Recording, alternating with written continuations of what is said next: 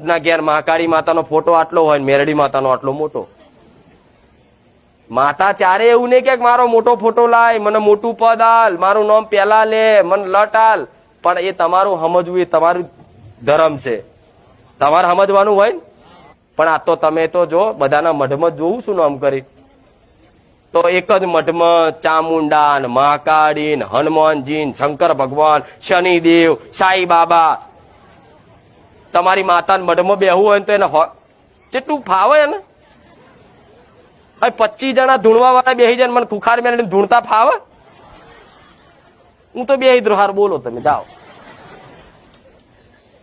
અહીં પ્રાર્થના કરે, 25 હોય, 25 ભુવા ધૂણતા હોય, 25 માતાઓ ધૂણતી હોય, અને પ્રાર્થના કરે તો કે માં સારું કરજે, તો પેલી કે તને કે છે, પેલી કે તને કે છે, પેલી કે તને કે છે.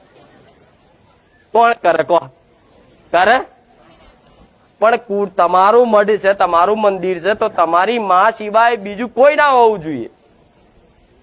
એક મઢ હોય મોટો હોય તો તમારી માતાનું સ્થાનક વચ્ચે રાખો. જોડે મેરડી માતાને પૂછતા હોય તો એનાથી થોડું નીચું રાખો. તમે જોડે શિકોતર ને પૂછતા હોય તો થોડું જોડે રાખો. પણ હંમેશા રાજા હોય ને, રાજાની ગાદી હંમેશા ઊંચી. તમારા ઘરમાં કદાચ આવું કરતા હોય ને, અમુકના ઘેર